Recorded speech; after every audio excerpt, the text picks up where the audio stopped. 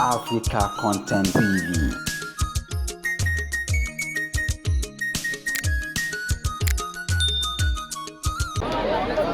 Gboyega lawal, bàbá Orosiri. Ó ní tí Dr. Oriyomi Hamzat tó fi ní lóòótọ́ àwọn gbọ́dọ̀ ọ̀nà wọn. Ṣùgbọ́n kí atọ́gbẹ̀mọ dókítà náà gbọ́dọ̀ sọ̀rọ̀ níṣẹ́jú kan káwá tó ṣe ká tó rìlíìsì protocol rí stage yìí. Over to you, sir. Oriyomi dé! Oriyomi dé! Àwa tá a wà lábẹ́ ilé ọjọ́ ẹ jẹ́ á dìde dúró. Ẹ jẹ́ ká dúró sórí ẹsẹ̀ wa. Àwa tá a wà lábẹ́ ilé. Ẹ jẹ́ ká dìde dúró. Mo bá mọ̀ bá ṣe ń gbọ́ wa. Wọ́n gbọ́ mi o. Ẹ jẹ́ ká dìde dúró. Oriyomi dé! Ẹ jẹ́ ká dìde dúró. Gbogbo àwa tá a jókòó. Àní gbogbo àwa tá a wà lábẹ́ ilé ẹ jẹ́ ká nàró. Ká ẹ jẹ́ Oriyomi Hamzat farm.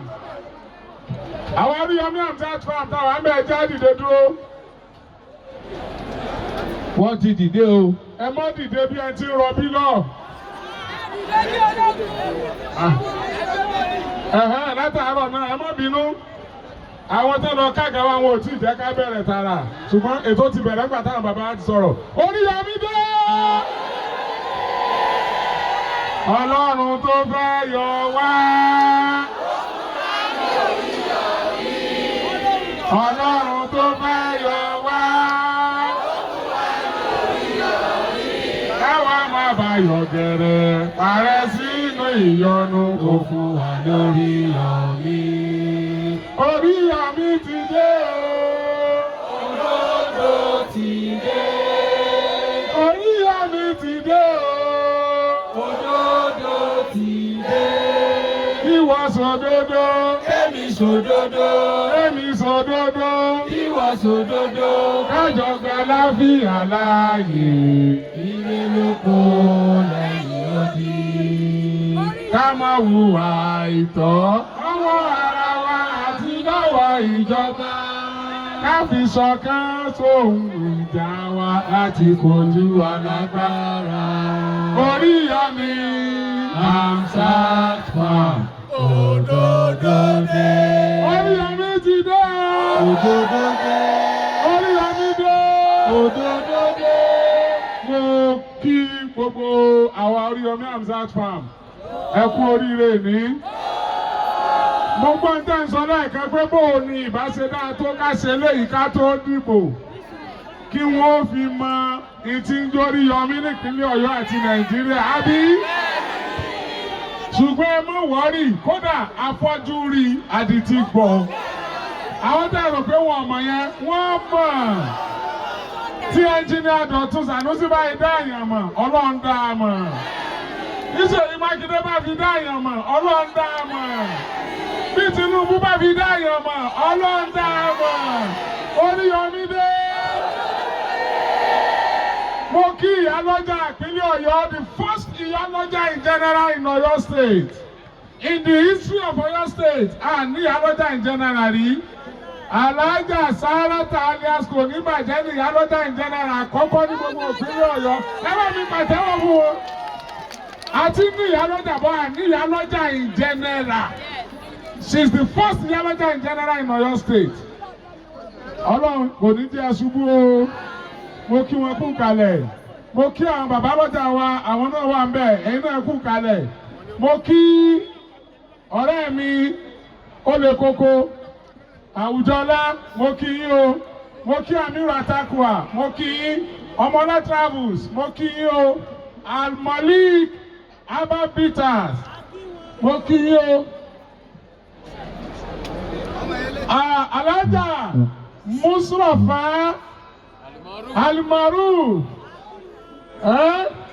alárẹ̀ṣẹ̀ àdínní gbogbo ìpínlẹ̀ Ọ̀yọ́ ẹ má bọ̀ ó ti yẹ ká wà ń bí ẹ má bọ̀ ń bí mo kí yín o ẹ kú kalẹ̀ ẹ kéré nú ayé Ọlọ́run ní jù yẹn bí ó wù ú ìhógbó àgbàdo tá a kì í bèbè kọ́ ló wù nígbà tó wù táwọn ọmọ kẹ náà kọ́ ni ẹ tún so náà bá tún jọ so méjì ìmí tún wà ń bẹ̀ tọ́mọ rẹ̀ ò pé àgbàdo tó ṣe kàtàkàtà kí ẹ mọ̀ pé bá mi. Ọlọ́mọ sí kàtà. Ó ti rí ìtúyọ̀ ọlọ́mọ sí kàtà. Àwọn àdùn ni wọ́n ló bá. A ṣe yóò wù lọ́lọ́run.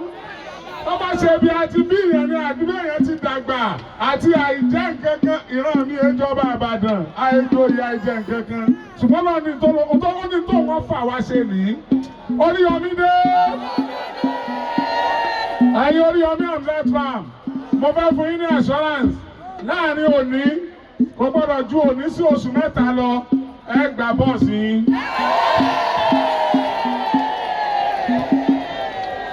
Èmi kọ́ ni màá ra bọ́ọ̀sì fún yín. Mo fẹ́ kí a mọ̀ pé tí wọ́n bá fọ́ gbáyà pé owó olóṣèlú kọ́ ni mò ń ná. Àwọn èèyàn kan wà tí wọ́n ju olóṣèlú lọ́nu ayé o. Àwọn èèyàn kan bẹ́nu ayé wọ́n ju olóṣèlú lọ́wọ́ mọ bí wọ́n ti ń pàdé o. Ẹ bá náwó sí láti pé kò ní bàjẹ́. Ẹ ní parẹ́ máyé. Ọlọ́sàn dára tó wù pínlẹ̀ Ọ̀yọ́ ni. Ń gbogbo wo ti ẹ̀ dé. Ìbàdàn ní sì rí mọ́. Ó sì rí mọ́ Ìbàdàn. Bẹ́ẹ̀ ṣe àní rí yín mọ́lẹ̀ báyìí. Ọkọ̀ yín ìní dára. Mo fẹ́ kí ọkọ̀ yẹn sọ ìlàjì ló kọ́ ni níbi níra. Ẹ má wọrí láàrin oṣù mẹ́ta sísìn ẹ gba kọ́kọ́rọ́ ọkọ̀ yín. Number 1 yẹn. Number 2 inauguration ìní ìlàjì ni mo fẹ́ kàn inaugurate àwọn local government expo wa. Bàbá bí ìgbà tí gómìnà ń ṣèjọba mo mọ̀ ń ṣèjọba. Mo lálága ìjọba ìbílẹ̀. Mo ní wọ́ọ̀dù mo ní zónù 300 zone 350 zone ni mo ní. Àwọn alága ìjọba ìbílẹ̀ bọ̀ mínísítì tábùrà fún ọ. Mo tún ti extend ẹ̀ mo ti lọ́sùn state. Wọ́n máa ń ṣèjọba gan ni. Sẹ́ni gbogbo yẹ́lò tẹ́rí o. Ọkùnrin bí ìtọ́ba ti fẹ́ jẹ mọ́jèlé kó bu Oriyomi nù lé lójú ìyàwó rẹ̀. Ọjọ́ tẹnu. Kọ̀ǹfàmù ni.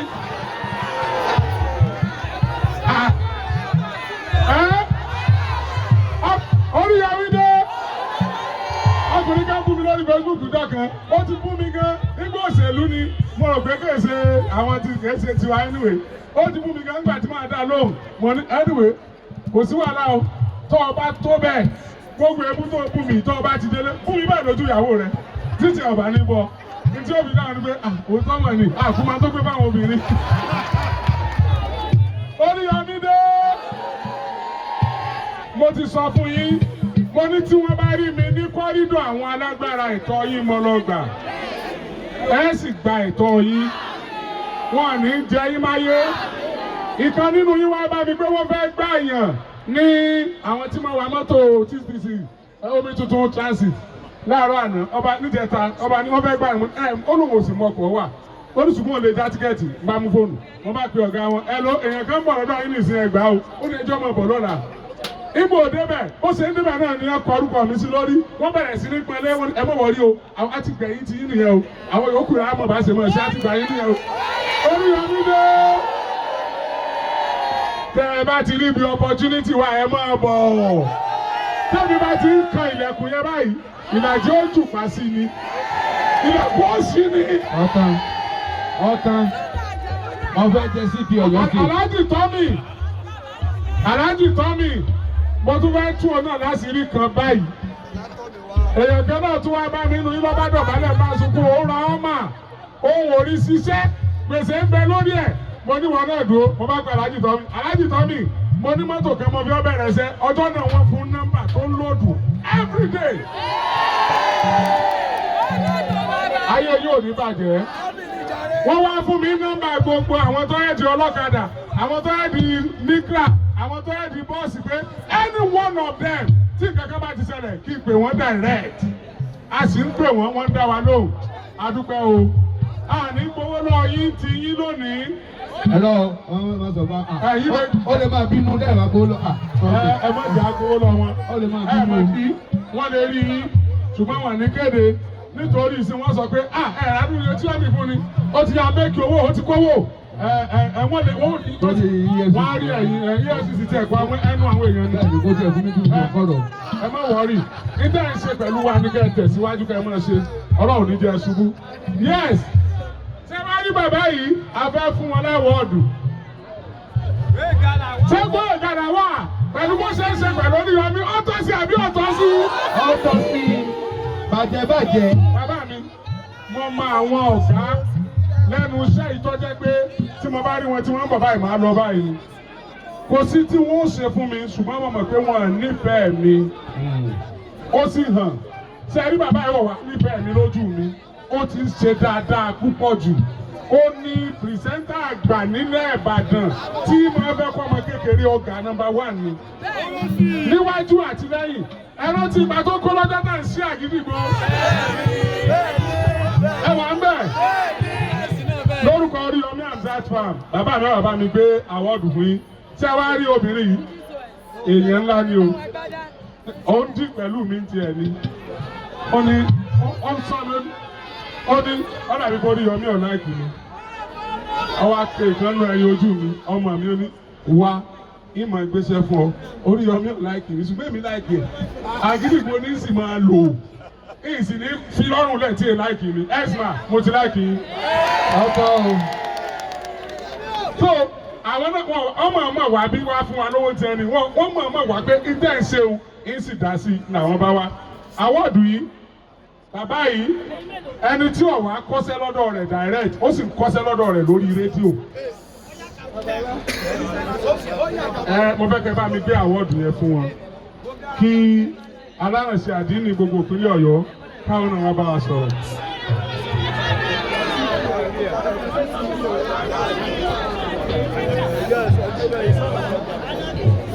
Ìyá lọ́jà dà Ìmọ̀ràn Sọ́lá. Ìyá lọ́jà ń jẹ́nẹ́rà.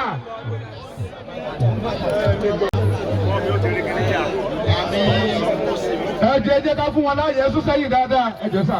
Ẹ jẹ́ ẹ̀sùn sẹ́yìn dáadáa torí Ọlọ́run. Yàtọ̀ mo ò ní sójú ẹ̀ tó bá wọn. Ọjọ́ lálàbà ìwádìí fowó dẹ̀. Please move back, please. Move back. Ọjà. Wáyé àbá.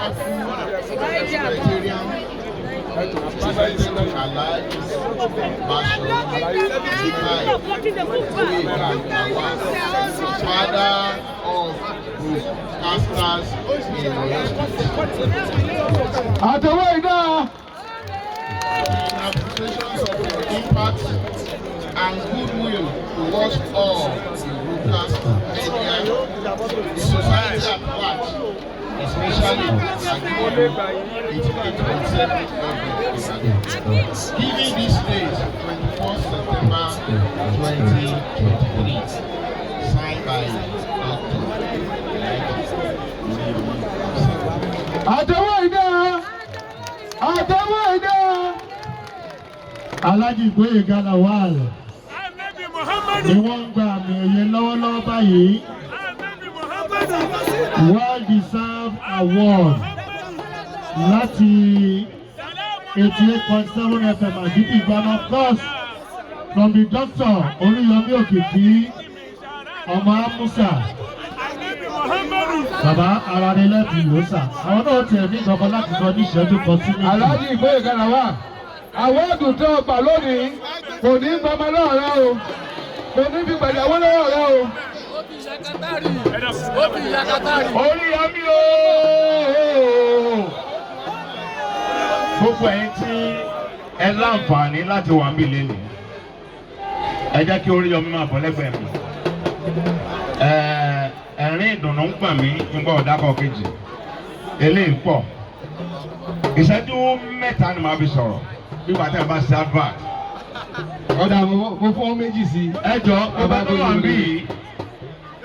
Ògo tí Oriyomi ń lò lọ́wọ́ kì í ṣe tèèyàn. Ògo àtòdì ọ̀run wá ni. Wọ́n fẹ́ kó wá gbójú wòkè tó ọ̀bá rí náà wo bẹ̀ wá àyè láti rí sánmà. Màá kọ́kọ́ sọ̀rọ̀ bó ṣe ń wo ojú ẹ̀ ò lè fọ́. Ògo tí a fún Oriyomi yìí, ẹ sọ pé Ọlọ́run o. Mi kì í appreciate o, mo fẹ́ sọ̀rọ̀ yẹn náà ni. Ẹ sọ pé Ọlọ́run o. Ní pé òun rí sánmà yẹn, Olúwa o. Ògo tá a fún Oriyomi yìí. Ìdùn máa wà. ọmọ èké kan kú láìpẹ́ yìí wíbẹ̀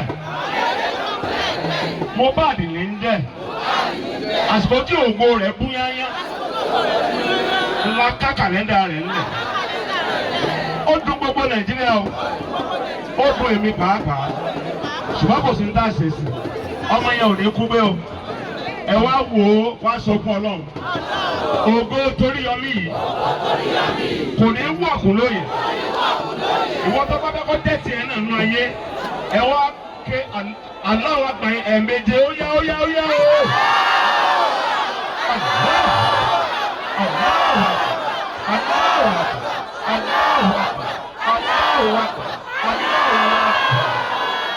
Kó lè jẹ́ tiẹ̀ délẹ̀ nínú àtàyìn ẹ̀yọ̀ kan pẹ̀lú ẹ̀rín.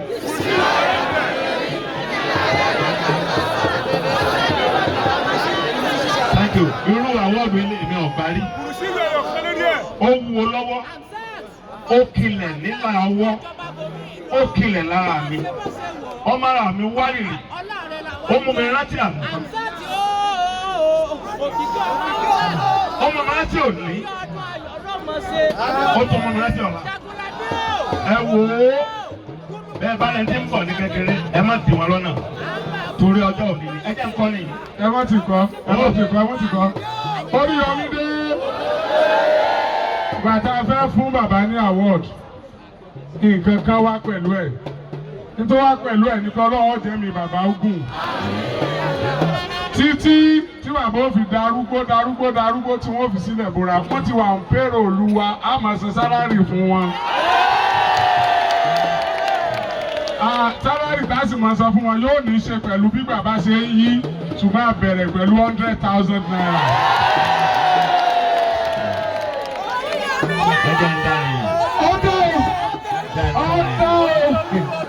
Ṣé bẹ́ẹ̀ ṣàná pẹ̀lú èmi àbí kí ló mi? Ìbínú rẹ̀ ọ̀rẹ́ mi, ìbínú rẹ̀. Èmi kan jẹ́ Mọ́kànlá. Orin yẹn rí o, ṣé bá mi pè é? Ẹ jẹ́ nǹkan orin tó o bá sọ̀rọ̀ ó dà sọ̀rọ̀ pé o. Kì í ṣe pé mo lówó, kì í ṣe pé mo lọ́lá, kì í ṣe pé mo lè nìyàn. Olúwa ni àṣírí mi bò óyá. Kì í ṣe pé mo lówó, kì í ṣe pé mo lọ́lá, kì í ṣe pé mo lè nìyàn. Olúwa ni àṣírí mi bò. Thank you very much. Pastor ní orí òkè Èkó yìí wọ́n wá mi débi o. Tajudeen Akílábí làwọn ọmọ bàbá mi. Alhaji Gboyega wa ẹ jẹ́ kí Alhaji tó mi ọ̀ya gbogbo ẹ̀jọ̀jà fọ́tò ọjọ́ ayọ̀ lè ní jẹ́ ojú gbogbo àwọn tó ṣe tí nǹkan ayọ̀. So fọ́tò yẹn lè gbé sọ́fíìsì yín. Téèyàn fi máa pa sálárì nìkan láìsí ní ọ́fíìsì bẹ́ẹ̀. Láìsí Fọ́fọ́ ṣiṣẹ́ láàrin bẹ́ẹ̀. tọrọ o. Ọ̀nà ló ní orí bẹ́ẹ̀. Kì í sábà ṣẹlẹ̀. Àmọ̀ bẹ́ẹ̀ fẹ́ ṣàlàpẹ́. Ó dà kéèyàn nínú dáadáa o. Bẹ́ẹ̀ni. Wọ́n dà jí Gboyega ṣe láti lè wánu o. Èrè inú ilẹ̀ jẹ lónìí. Ọ̀tọ̀. Afàmọ́lérí fẹ́ràn ẹni. Ìwọ tó ń bínú ọmọ tí ń bọ̀ lẹ́yìn. Ó ti rí báyìí. Ìwọ náà wọn gba sálárì tiẹ̀ kòtò. Dókítà Dọ̀tun Sanusi Ìlàjì Resort. Bàbá wa Oyèládé tí wọ́n ṣẹ̀ṣẹ̀ Sílẹ̀ bóra bísímìlá ìkúrò àná o. Ṣé àwọn báwọn ni bàbá ìsàlẹ̀ Mùsùlùmí gbogbo ilẹ̀ Ìbàdàn? Bẹ́ẹ̀ni. Mo láyọ̀ láti fi tó ilé tí pé ní báyìí lẹ́tà ti jáde àwọn bàbá ìmáàmù sì ti ní àwọn ọmọ ọjọ́ Ìlàjì ní bàbá ìsàlẹ̀ Mùsùlùmí tuntun tí ó tún fi jẹ́ o. Lẹ́tà ti tẹ̀ wá lọ́wọ́ o. Gbogbo Oriyomi Hamzat farm ẹ máa múra lẹ̀. Congratulations. Ibi tó lè gbà wá nìyí o. Congratulations. Ẹni bá ní ṣe ńlá. Bàbá àwẹ̀ ibi náà láti ti máa wẹ̀ lọ báyìí. Ok. Wíwẹ̀ gidi. Bàbá. Báyọ̀ bá súnwájú. Inauguration fún àwọn ESCO wa. Local government chairman. Ẹ máa bọ̀ ń ta.